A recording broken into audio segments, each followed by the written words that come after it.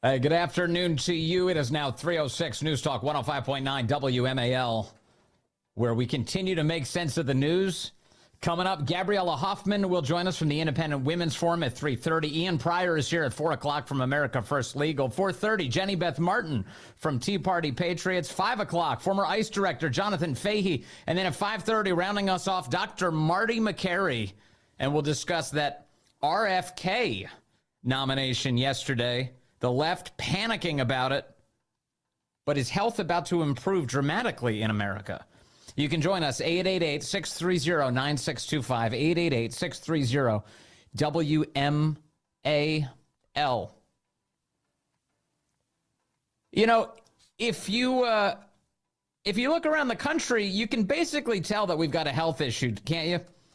It's been that way for a while. In fact, and basically the same hour yesterday that President Trump announced that Robert F. Kennedy Jr.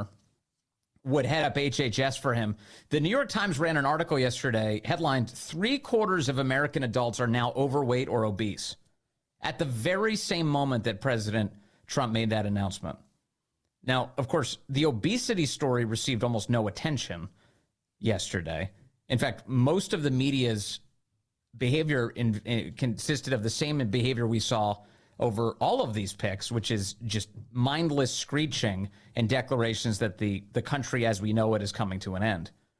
But 3/4 of Americans are now overweight or obese. According to a sweeping new study, the findings have wide-reaching implications for the nation's health and medical costs as it faces a growing burden of weight-related diseases. The study, published Thursday in The Lancet, reveals the striking rise of obesity rates nationwide since 1990, when just over half of adults were overweight or obese, and shows how more people are becoming overweight or obese at younger ages than in the past. Both conditions can raise the risk of diabetes, high blood pressure, and heart disease, as well as shorten life expectancy.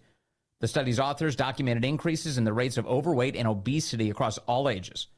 They were particularly alarmed by the steep rise among children, more than 1 in 3 of whom are now overweight or obese. Without aggressive intervention, they forecast, the number of overweight and obese people will continue to go up, reaching nearly 260 million people in 2050.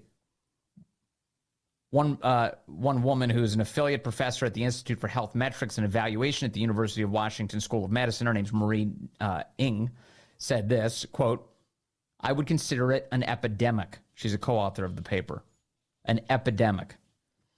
So this is a huge deal. I'm not being playful with my language. I really mean it. It's a massive, massive deal. And when you look at healthcare expenditures in the United States, if you wanted to pull this away from just focusing on this isn't good for you or your family, healthcare expenditures, the heavier people are, the more second and third order effects we have in terms of your health. And that costs a lot of money. Obesity costs a lot of money in the United States and wherever it's found. And so when you talk about getting control of federal expenditures, this is a huge area to get control of things. And that brings us to our government's behavior. Did you know that the United States federal government recommends that your diet consist of 10% added sugar or less? Right now, the federal government, you can go on the websites and look at their dietary recommendations. And they recommend 10% added sugar in your diet.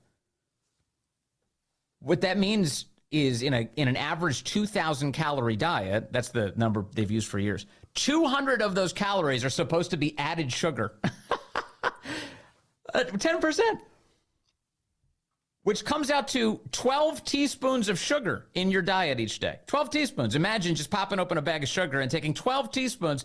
You've done it. You've met your dietary guidelines for the day. This is insanity. What government would recommend added sugar? The recommendation should be no. The recommendation should be, yeah, try to avoid that if you can. If you can avoid added sugar, that's good for you. 10% or less, they say. If you're over the age of 2, 10% or less. That's insanity. That's total insanity. And yet that's where we are. We have a health establishment we cannot trust right now. We have a health establishment that has run roughshod over civil liberties, who have forced you to do things that have nothing to do with your health, locking people down, putting them in masks, jabbing them with a drug that they claimed would stop COVID but didn't, not acknowledging the role that the obvious thing, which is that all drugs have side effects. You're not allowed to say that when it comes to certain categories of drugs, vaccines in particular. And so Robert F. Kennedy has been a guy who's been out there for a while saying all of these things, saying that maybe we shouldn't add fluoride to all of our water everywhere all the time. And for that, he's treated as a full-blown kook. That's the craziest thing I've ever heard. Not adding fluoride to the water? What's wrong with you? Here's a basic conversation on this subject this morning on MSNBC. Morning Joe, here they are complaining about RFK saying that. It's a huge post. We already know he's talked about everything from scaling back vaccines to taking fluoride out of the drinking water. Lots of pretty dangerous stuff. Dangerous stuff. He says it's very dangerous for people to engage in this kind of thought. Really? Are you aware that a federal judge this very year, in September, ordered the United States Environmental Protection Agency to draw down on the amount of fluoride that's in drinking water in the United States of America? A federal judge. Obama-appointed federal judge, U.S. District Judge Edward Chen. This is on CNN's website back in September. A federal judge has ordered the U.S. EPA to further regulate fluoride in drinking water because high levels could pose a risk to the intellectual development of children. U.S. District Judge Edward Chen cautioned that it's not certain that the amount of fluoride typically added to water is causing lower IQ in kids, but he concluded that mounting research points to an unreasonable risk that it could be. He ordered the EPA to take steps to lower that risk, but didn't say what those measures should be. The judge's ruling is another striking dissent to a practice that has been hailed as one of the greatest public health achievements of the last century. Fluoride strengthens teeth, CNN insists, and reduces cavities by replacing minerals lost during normal wear and tear, according to the U.S. Centers for Disease Control and Prevention. Last month, a federal agency determined with moderate confidence that there is a link between higher levels of fluoride exposure and lower IQ in children. The National Toxicology Program based its conclusion on studies involving fluoride levels at about twice the recommended limit for drinking water. Look, here's the thing. This study that they're talking about, the science shows that RFK Jr. is right about fluoride in drinking water. He's right about this. In fact, most of Western Europe stopped adding fluoride to water. One of the reasons for this is because there's fluoride already in your toothpaste. You have it in toothpaste if you're worried about teeth health. Over on Hot Air, John Sexton writes about this today. A headline, Dr. Leana Wen, RFK Jr.'s take on water fluoridation isn't so crazy. And in fact, this Dr. Wen, who I'll remind you was at one point a Planned Parenthood president, Dr. Leana Wen. Nobody ever mentions that.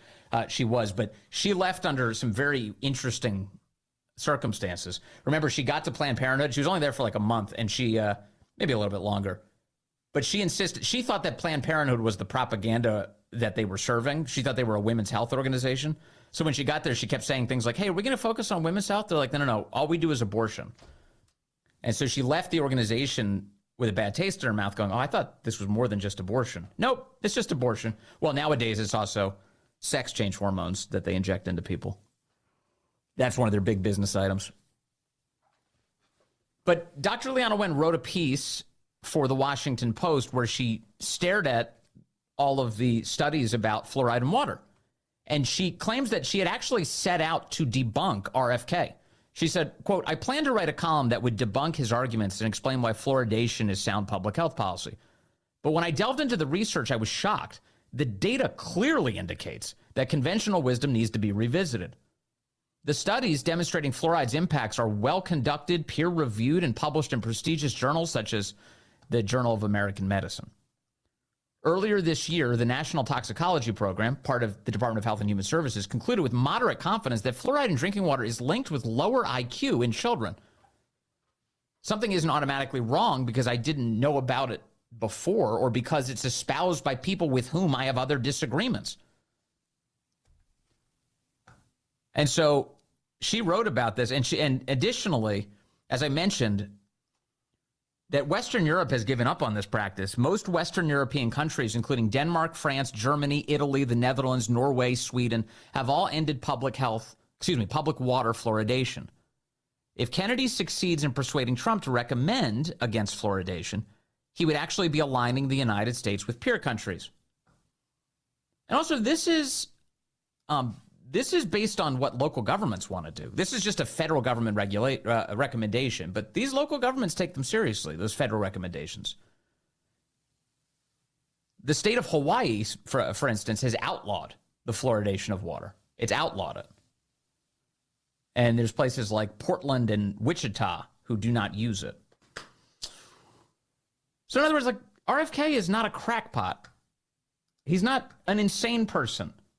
He's just not captured by the industries that have captured the health agencies. The only way you end up recommending 10% added sugar to a person's diet is if you're a corrupt organization. No doctor in their right mind would say, hey, you should do 10% added sugar in your diet. Nobody. No dietitian saying that. Not if they care about your health. But if they're beholden to special interests, that's how that kind of garbage gets in there. And so panic is setting in. Panic is setting in about RFK. So there's a lot of lying going on about him. A lot of lying.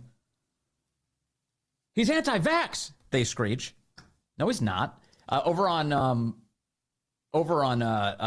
News Nation, Dr. Drew Pinsky was there with Leland Vitter, and he addressed this last night because Leland kind of brought it up. He was like kind of referencing that this is one of the criticisms, and Dr. Drew cut through it. We're learning now in the data that it was suburban moms who actually found what Robert F. Kennedy was saying so interesting. We said at the beginning of the program that, look, you can see a guy who is a vaccine conspiracy theorist, vaccine questioner, whatever you want to say, who kills bears, or you can see a guy who's a champion for health. I see you putting your hands up. I'm going to let you answer. How and what is incumbent upon Robert F. Kennedy to not allow that narrative to take hold? Well, it is incumbent upon everybody to continue to pressure the press. I wonder if he doesn't sue the press for slander, because he's fully vaxxed, his family's fully vaxxed. He has no vaccine denialism.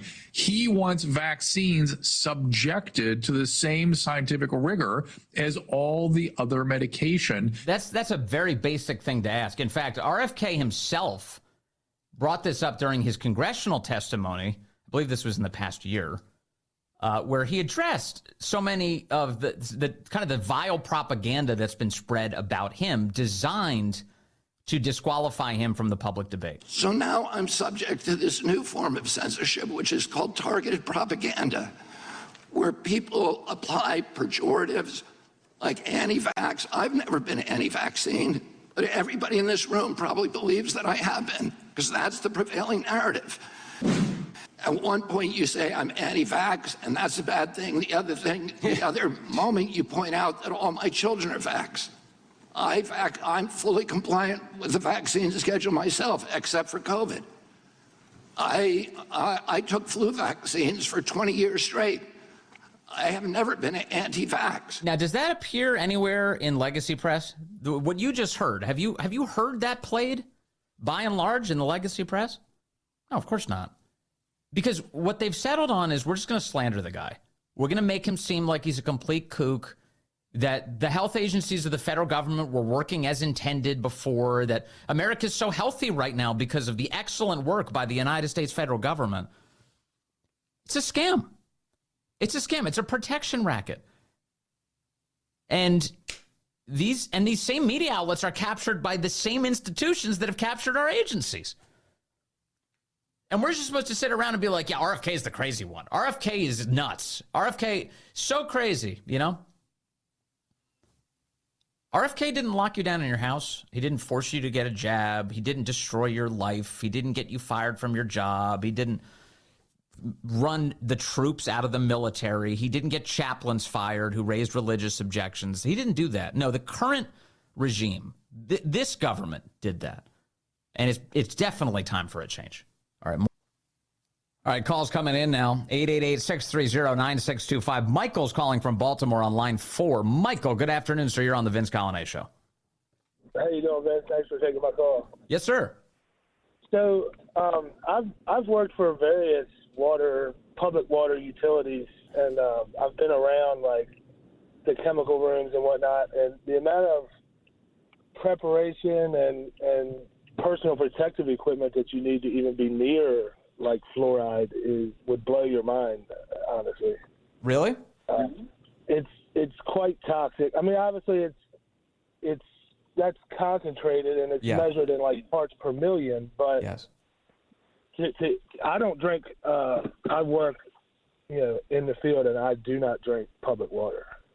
So your job involves cleaning and then adding fluoride to public water, but you won't drink it.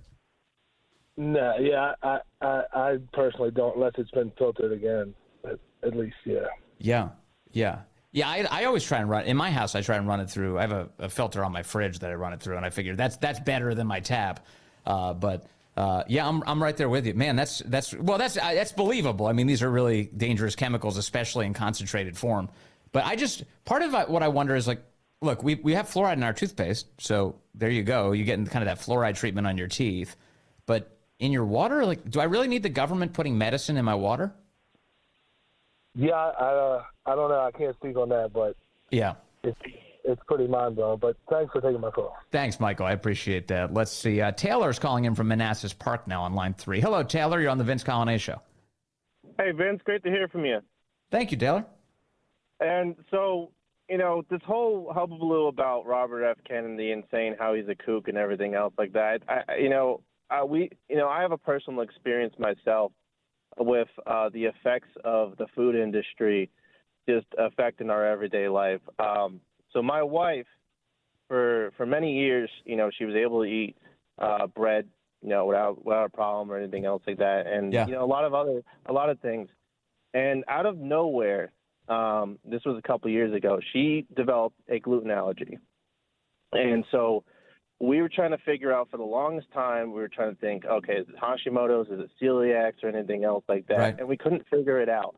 It wasn't until about a month ago that we figured out that it was celiac. Not celiac. It was the glyphosate that are used on wheat. That it's a chemical that's used on permanent wheat that gets people to create this gluten type allergy. It causes a lot of people to have this type allergy on it, and a lot of it is banned in Europe. That's why a lot of people in Europe can eat. It's an herbicide. Bread. It's an herbicide. So you switched to organic?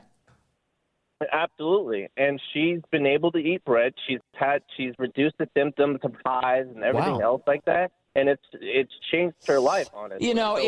This is a good story, Taylor. We got to go, but this is a really important thing to say because there's something really going on with American health. Like I said, the obesity skyrocketing, the fertility is plummeting in the United States, and everyone's got their head in the sand, or did. At least someone's talking about it. RFK headed to be the HHS guy. That's wonderful. Love that, Secretary. Coming up, we're going to talk to Gabriella Hoffman about the Interior Secretary. That'll be Doug Burgum. That's ahead. Hey, good afternoon to you. It is now 3:36, News Talk 105.9 WMAL, where we're making sense of the news. Coming up today, Ian Pryor joins us from America First Legal at 4 o'clock. At 4:30 from Tea Party Patriots, Jenny Beth Martin. 5 o'clock, former ICE Director Jonathan Fahey's in the house. And then at 5:30, Dr. Marty McCary. We'll talk health, we'll talk RFK Jr., and we'll talk to you at 888-630-9625, 888-630-WMAL.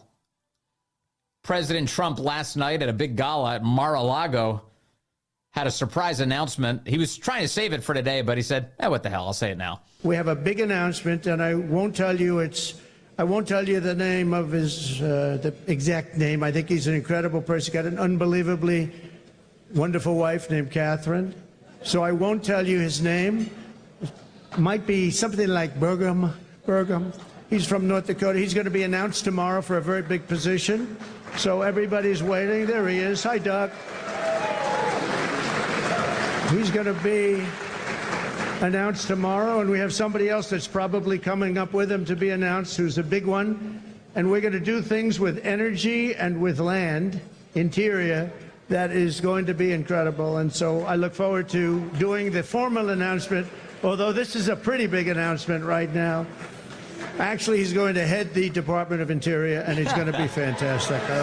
Sorry, cat's out of the bag. I couldn't keep the secret any longer. That's the president. In the last few minutes, he put out the official statement on this subject, saying he's thrilled to announce that Doug Burgum, the governor of North Dakota, will be joining my administration as both Secretary of the Interior and as chairman of the newly formed and very important National Energy Council, which will consist of all departments and agencies involved in the permitting, production, generation, distribution, regulation, transportation of all forms of American energy. A big announcement. Doug Burgum in that role. Here comes Gabriella Hoffman to join us now to talk about it. She's the director of the Independent Women's Forum Center for Energy and Conservation. Gabriella, good to have you with us. Good to speak with you, Vince. This is a very exciting development. It is an exciting development. Tell us what you think of Doug Burgum and what role you think he will play in restoring American energy.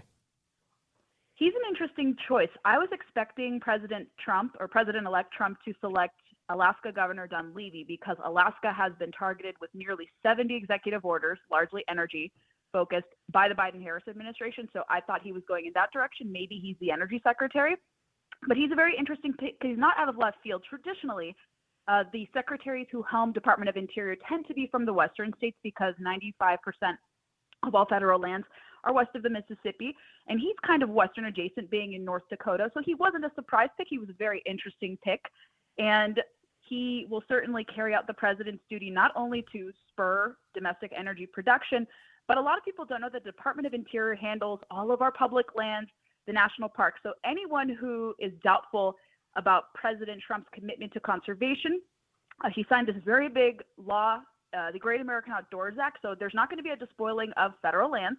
There's going to be better management to make sure that environmentalists do not abuse laws or prevent people from grazing, farming, ranching, hunting, fishing, and the like. So you're going to see some balance. And his announcement is going to be a much needed reprieve to the 4 years under Deb Haaland. Deb Haaland prioritized environmental justice, climate crying sessions, wokeism, and really strayed the agency and its 11 other departments away from their mission. So this is a welcome reprieve.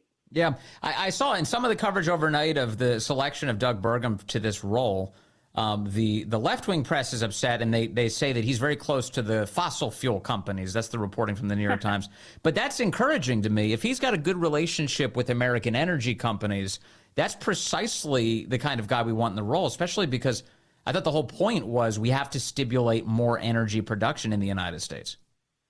Absolutely, to meet growing electricity demand, to supply our friends in Europe. 3 days within Trump's election, the head of the EU, she declared that we want more American LNG. And the Department of Interior is chiefly responsible for oil and gas leases. Under Biden-Harris, we had the fewest leases available. And even if we do more leases and more drilling of oil and natural gas, it's going to be a lot safer, definitely regulated, and more environmentally friendly than depending upon adversary nations and even others who are kind of, ambivalent towards us. But everything is going to be done smoothly. It was done very effectively in the past, and those fears will be quelled, I think. President Trump's statement, again, just out in the last few minutes on Doug Burgum, includes the following. He says, the radical left's war on American energy has hurt our allies by forcing them to buy from our adversaries, who in turn use those profits to fund wars and terror.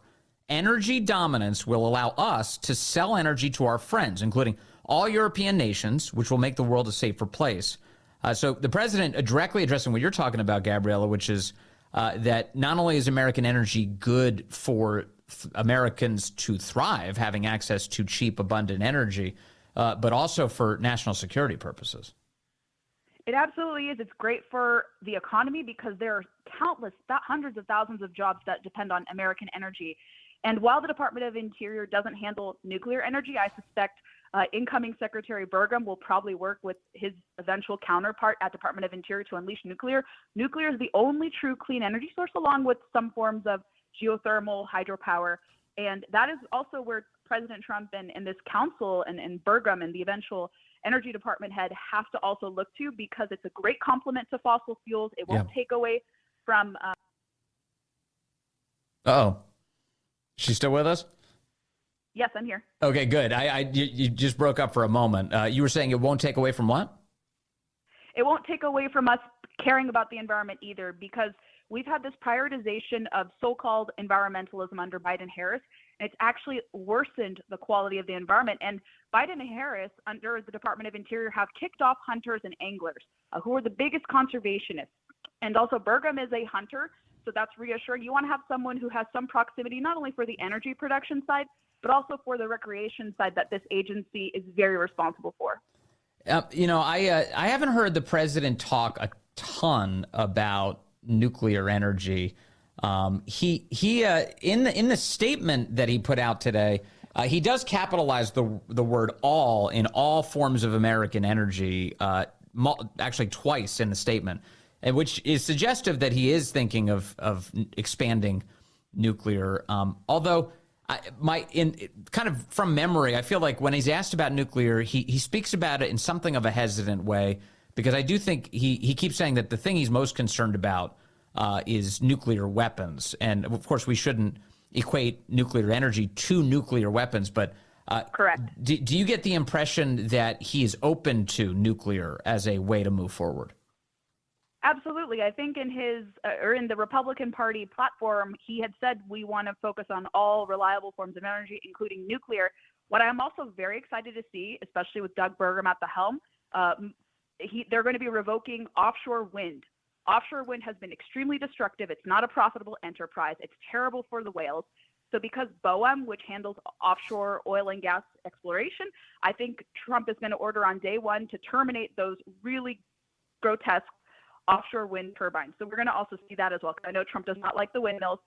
We're also going to see perhaps Secretary Burgum revoke this big Western solar plan to catalyze solar across millions of acres, 22 million, if not even 40 million acres. So Trump is going to move away from these unreliable solar and wind, really up the ante on oil and gas and coal, and I think be open to nuclear. So whoever his energy department secretary is going to be, they're going to calm his fears about nuclear energy, because it really is the most portable, the most clean, the most reliable, and the least land intensive of any energy source out there. How quickly could you envision Americans feeling the benefit from all of this, Gabriella Hoffman?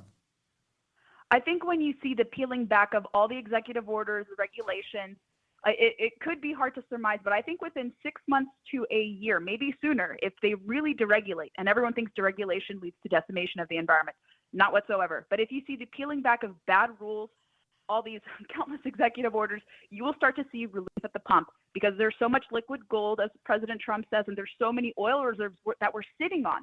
It's a shame that we're not using them, and also whatever we have left over, not sending it to our friends, or sending it to our friends rather.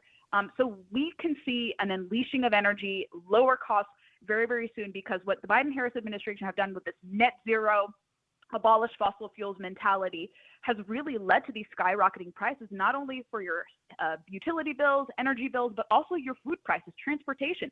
Everything goes back to energy, and when energy policy is, really wacky, it affects everything else in our lives. So this is really exciting, and hopefully relief will come soon. It's hard to quantify when exactly, but I hope within the first initial months we could see some relief come. Yeah, that'd be a big deal. And I know President Trump, I think one of the promises he was making on the campaign trail is that he wants to cut the actual price at the pump by up to half within the first year, because he thinks that it is possible. And gas prices are kind of a forward-looking indicator of the way the energy market is going. So it's possible. It's possible. I'm praying for that. I'm hoping for the best. It'd be good for my family, that's for sure.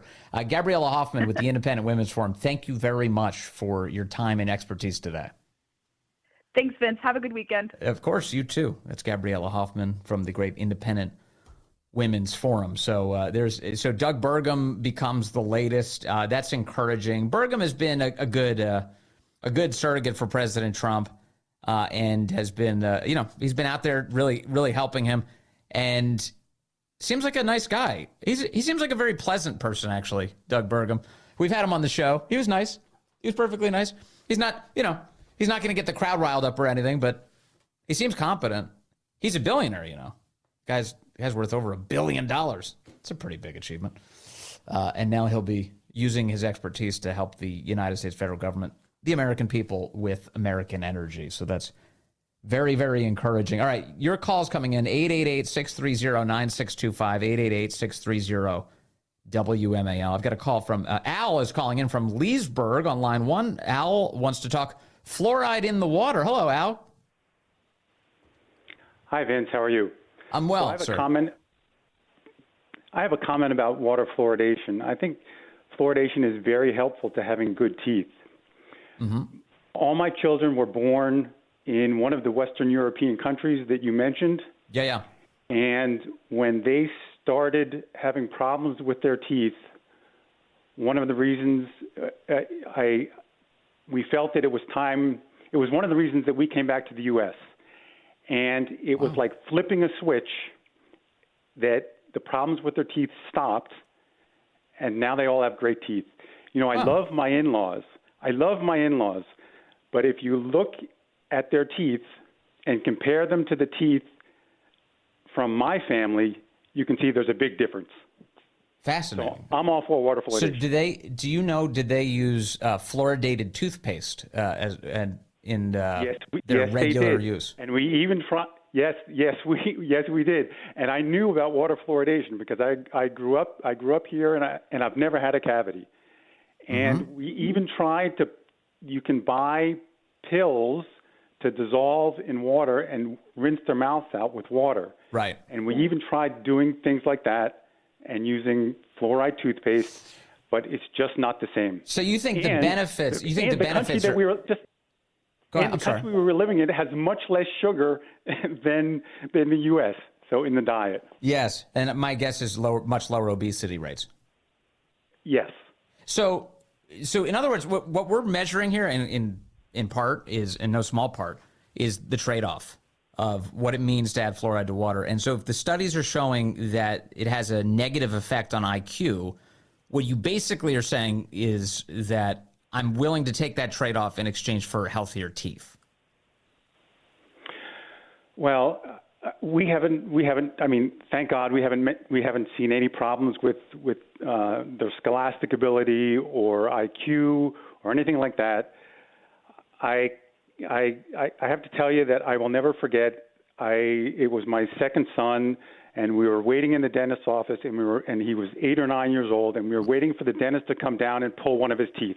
At 8 or 9 years old, and I'm sitting there, and I just thought, here's a healthy young boy whose father has never had a cavity. This cannot be right. This is not right, and I just did not want to subject my kids to that anymore. As much as we tried. And I tell you, it was like flipping a switch. You know, I told my kids when we first got here, I was a little bit fanatic about it. I said, rinse your mouth out with water all the time, or stay hydrated and everything else. Yeah. And it was like night and day. And now they all have. I'm sorry. Did I hear you correctly? You said you moved here because of the fluoride in the water? That was one reason. Wow, that's a big. I mean, that's a real commitment. Well, yeah. Yeah, well, I mean, there were other. That was one of the reasds. I don't want to say that was the main reason, but I felt that would be one of the benefits. Wow.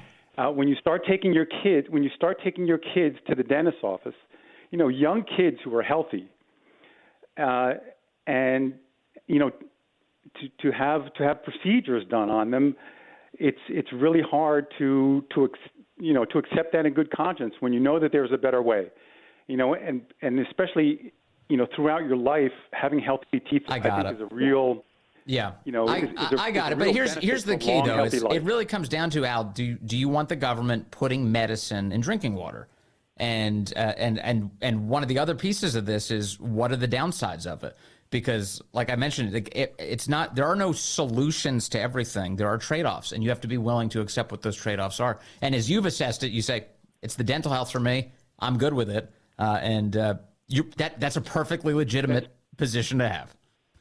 That's right, and I worry about politicians who I feel are scouring the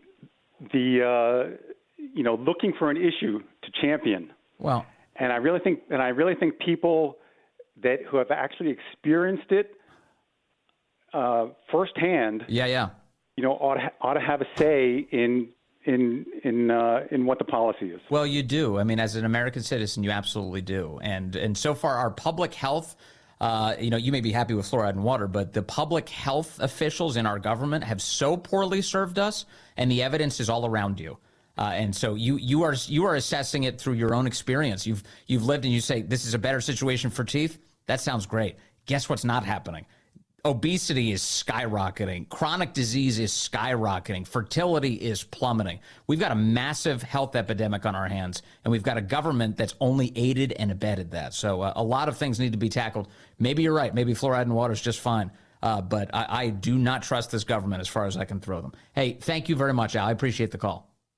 Let me take Jim and Luray on line 5. Hello, Jim. You're on the Vince Coglianese Show. I grew up in Virginia Beach. Can you hear me? Yeah, I hear you. Great.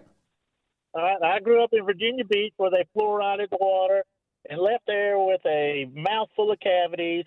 1988, I moved to Luray, Virginia, bought some land, have a private well with no fluoride.